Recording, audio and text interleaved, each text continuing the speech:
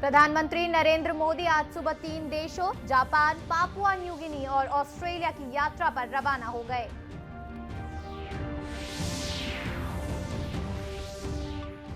न्यायमूर्ति प्रशांत कुमार मिश्रा और वरिष्ठ अधिवक्ता कलपत वेंकटरमण विश्वनाथन को सर्वोच्च न्यायालय के न्यायाधीश के रूप में पद की शपथ दिलाई।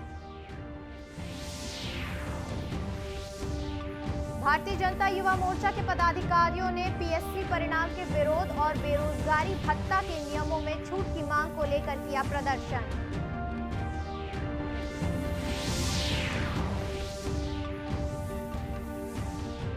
और इस्पात नगरी भिलाई में आयोजित युवा उत्सव में विभिन्न प्रतियोगिताएं हुई, युवाओं ने बढ़ चढ़ कर लिया हिस्सा।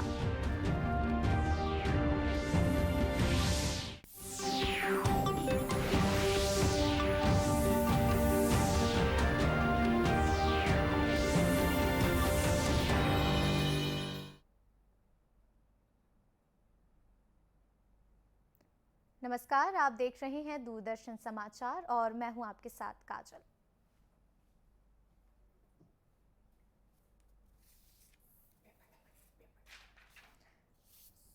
प्रधानमंत्री नरेंद्र मोदी आज सुबह 3 देशों जापान, पापुआ न्यू गिनी और ऑस्ट्रेलिया की यात्रा पर रवाना हो गए। यात्रा के पहले चरण में श्री मोदी ने आज जापान के हिरोशिमा शहर पहुंचे। वे वहां जापान के प्रधानमंत्री फूमियो किशिदा के निमंत्रण पर G7 शिखर सम्मेलन में भाग लेंगे। विदेश सचिव विनय मोहन क्वात्रा ने नई दिल्ली में संवाददाताओं को बताया कि G7 शिखर सम्मेलन में अनेक प्रमुख प्राथमिकताओं पर विचार विमर्श होगा। इनमें परमाणु निरस्त्रीकरण, आर्थिक मजबूती और सुरक्षा, क्षेत्रीय मुद्दे, जलवायु और ऊर्जा, खाद्य और स्वास्थ्य तथा विकास संबंधी विषय शामिल है। इनके अलावा डिजिटीकरण तथा विज्ञान और प्रौद्योगिकी पर भी विचार होगा। विदेश सचिव ने बताया कि हिरोशिमा में हो रहे शिखर सम्मेलन में भारत की भागीदारी 3 औपचारिक सत्रों में होगी। 2 सत्र कल 20 मई को आयोजित होंगे और तीसरा सत्र 21 मई को होगा। पहले सत्र में खाद्य, स्वास्थ्य, विकास और स्त्री पुरुष समानता पर बातचीत होगी, जबकि दूसरे सत्र का प्रमुख विषय जलवायु, ऊर्जा और पर्यावरण रहेगा। तीसरे सत्र को शीर्षक दिया गया है शांतिपूर्ण, स्थिर और समृद्ध विश्व की ओर। प्रधानमंत्री नरेंद्र मोदी G7 शिखर सम्मेलन के अवसर पर अनेक विश्व नेताओं से द्विपक्षीय विचार विमर्श करेंगे। जापान ने Australia, Brazil, ChromeOS, cook island, Indonesia, दक्षिण कोरिया और वियतनाम को भी आमंत्रित किया है। संयुक्त राष्ट्र सहित कुछ प्रमुख अंतर्राष्ट्रीय संगठन भी बैठक में शामिल होंगे। प्रधानमंत्री मोदी जापान के प्रधानमंत्री के साथ द्विपक्षीय बातचीत करेंगे और हिरोशिमा में महात्मा गांधी की आवक्ष प्रतिमा का अनावरण करेंगे। विदेश सचिव ने बताया कि हिरोशिमा में क्वाड नेताओं की बैठक आयोजित करने पर भी विचार किया जा रहा है। श्री क्वात्रा ने कहा कि G7 शिखर सम्मेलन में भारत की नियमित भागीदारी स्पष्ट संकेत है कि शांति, सुरक्षा, विकास और पर्यावरण संरक्षण सहित वैश्विक चुनौतियों के समाधान के प्रयासों में भारत को शामिल किया जाना जरूरी है। उन्होंने कहा कि भारत की वर्तमान G20 अध्यक्षता और दक्षिण देशों के हितों को प्राथमिकता देने के संदर्भ में ये और भी महत्वपूर्ण है। यात्रा के दूसरे चरण में प्रधानमंत्री 21 मई की शाम पापुआ न्यू गिनी के पोर्ट मोर्सेबी पहुंचेंगे। अगले दिन वे हिंद प्रशांत द्वीप सहयोग मंच के तीसरे शिखर सम्मेलन की संयुक्त रूप से मेजबानी करेंगे। इस मंच में भारत और प्रशांत द्वीप के 14 देश शामिल है। किसी भारतीय प्रधानमंत्री की ये पहली पापुआ न्यू गिनी यात्रा होगी। वहां के गवर्नर जनरल और प्रधानमंत्री के साथ बैठक के अलावा श्री मोदी फिजी और न्यूजीलैंड के प्रधानमंत्रियों से भी मिलेंगे। 22 मई को श्री मोदी ऑस्ट्रेलिया के सिडनी पहुंचेंगे और 24 मई को ऑस्ट्रेलिया के प्रधानमंत्री एंथनी अल्बनीज के साथ द्विपक्षीय बैठक करेंगे। गवर्नर जनरल डेविड हर्ली भी उनके इस भेंट का कार्यक्रम है। ऑस्ट्रेलिया में श्री मोदी मुख्य कार्यकारी अधिकारियों और व्यापार प्रमुखों के साथ भी बातचीत करेंगे।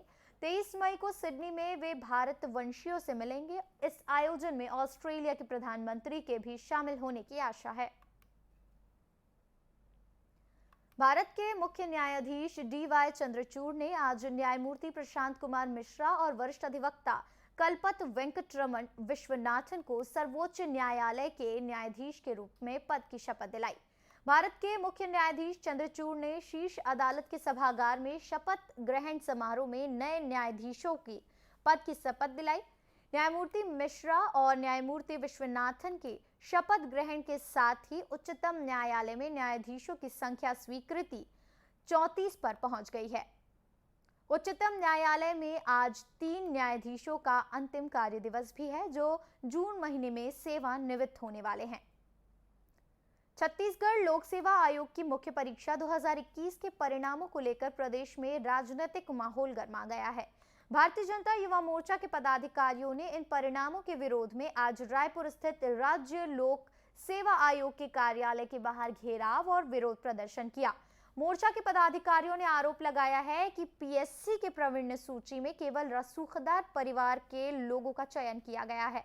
उन्होंने आरोप लगाया कि परिणामों को जारी करने में धांधली हुई है और उच्च स्तरीय जांच की जाए। मोर्चा के प्रदेश अध्यक्ष रवि भगत ने आरोप लगाया कि भर्ती प्रक्रिया में नियमों का पालन नहीं किया गया है और दोबारा परीक्षा आयोजित की जानी चाहिए।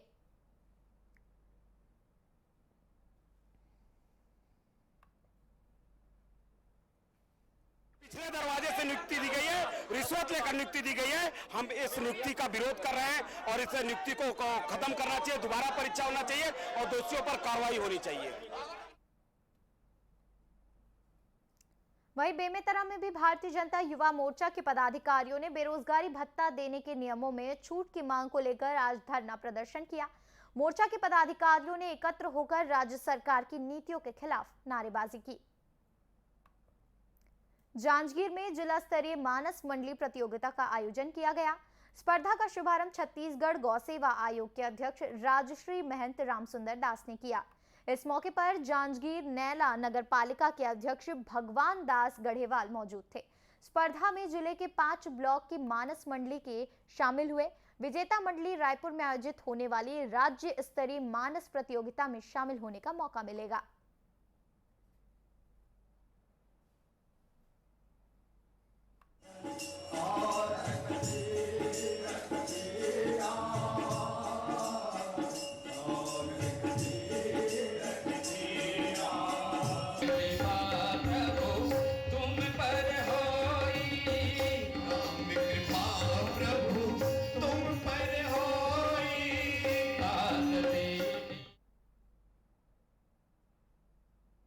गौ सेवा आयोग के अध्यक्ष श्री महंत ने बताया कि राज्य सरकार की योजना के तहत इन स्पर्धाओं का आयोजन किया जा रहा है।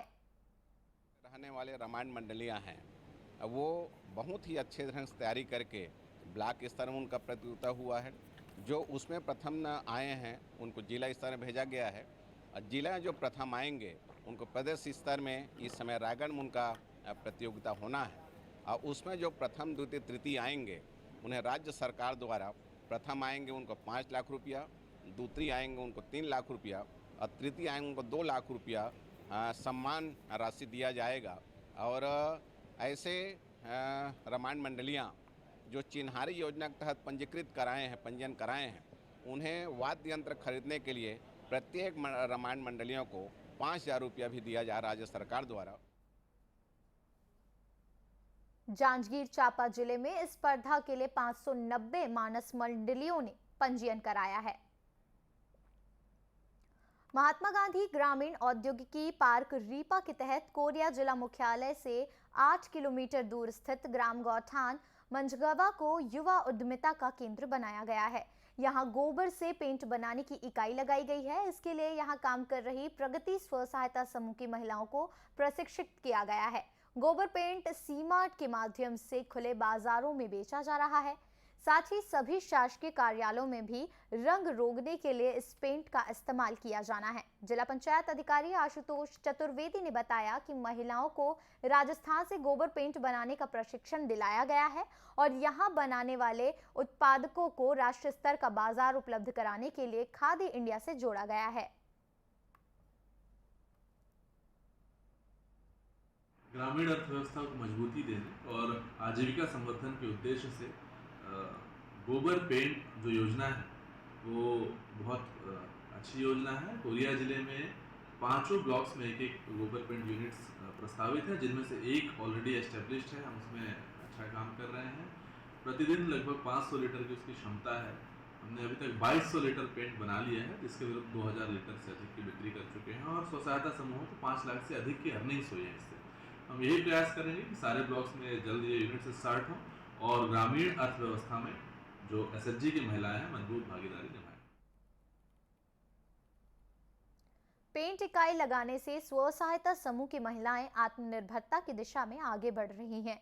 उन्होंने बताया कि काम की तलाश में उन्हें बाहर नहीं जाना पड़ रहा है। सहायता समूह है और हमारा समूह गोबर से पेंट बना रहे हैं और हम लोग सबसे पहले तो गोबर और पानी को बराबर मात्रा में डालते हैं, फिर उसको डालने के बाद चलाते हैं। इसके बाद डीडीआर मशीन में लाते हैं, वो डीडीआर मशीन फाइंड करता है। इसके बाद ब्लीचिंग टैंक में लाते हैं, ब्लीचिंग टैंक में लाने के बाद पीछे बॉयलर मशीन लगा है, वो बॉयलर मशीन में स्टीम बनाते हैं। स्टीम बनाने के बाद फिर उसमें स्टीम देते हैं 3 बार। इसके बाद उसमें 2 केमिकल मिलाते हैं, तो 265 रुपया 18% GST मिला के हम लोग को इमल्सन में 265 रुपया की दर से मिल रहा है। काम कर रहे हैं हम लोग गोबर पेंट का, तो हम लोग को रोज़गार बहुत अच्छा से मिल रहा है। हम लोग को बाहर जाना नहीं पड़ रहा है, हमारे बाल बच्चे लोग को भविष्य बन रहा है। हम लोग मजदूरी कर रहे हैं।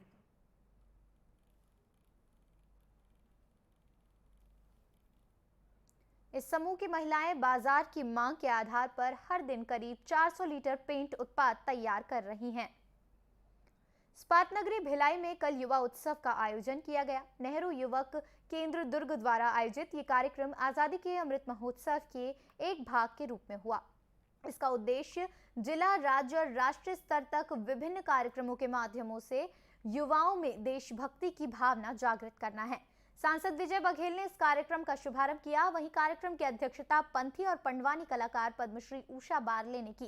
कार्यक्रम में युवाओं ने चित्रकला, भाषण, मोबाइल फोटोग्राफी और कविता लेखन जैसी प्रतियोगिताओं में बढ़ चढ़कर भागीदारी निभाई। वहीं राज्य की लोक संस्कृति को भी पेश किया। सांसद श्री बघेल ने सर्वश्रेष्ठ युवा संगठनों को भी पुरस्कृत किया।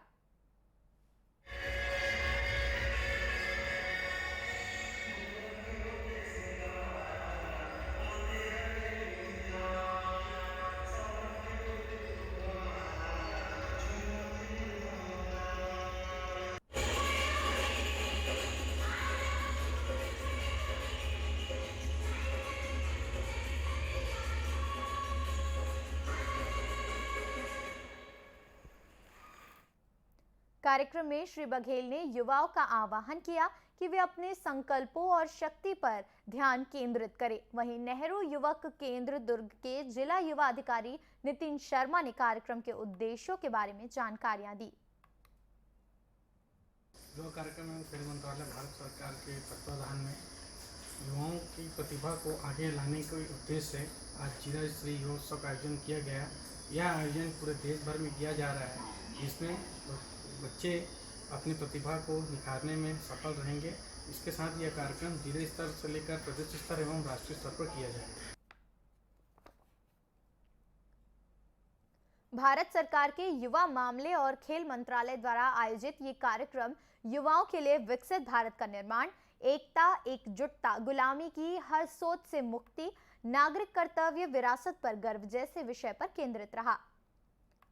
South eastern coalfield limited SECL के बिलासपुर स्थित मुख्यालय में श्रद्धा महिला मंडल की ओर से दिव्यांगों को ट्राईसाइकिल और व्हील चेयर का वितरण किया गया। कार्यक्रम की मुख्य अतिथि बी मीणा थी। श्रद्धा महिला मंडल SECL में कार्यरत अधिकारियों की पत्नियों की स्वैच्छिक पंजीकृत संस्था है, जो कि विभिन्न प्रकार की जन कल्याणकारी गतिविधियों का संचालन करती रहती है। बी मीणा ने कहा कि दिव्यांगों को दी जा रही ये सहायता मानवता की अनुपम उदाहरण है।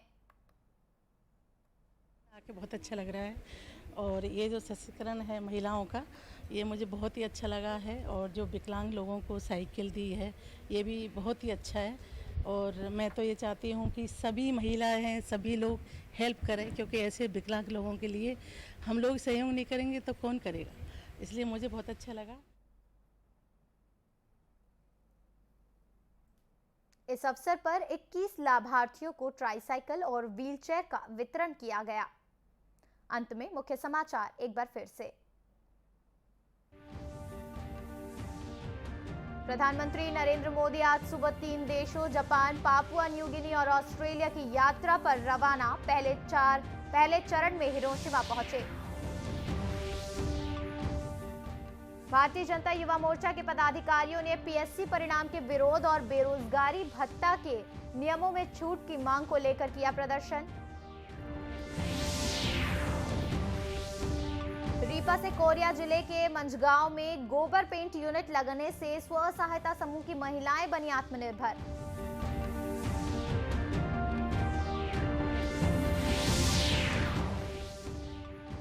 और इस्पात नगरी भिलाई में आयोजित युवा उत्सव में विभिन्न प्रतियोगिताएं हुई। युवाओं ने बढ़ चढ़कर हिस्सा लिया। इसी के साथ ये समाचार बुलेटिन समाप्त हुआ। नमस्कार।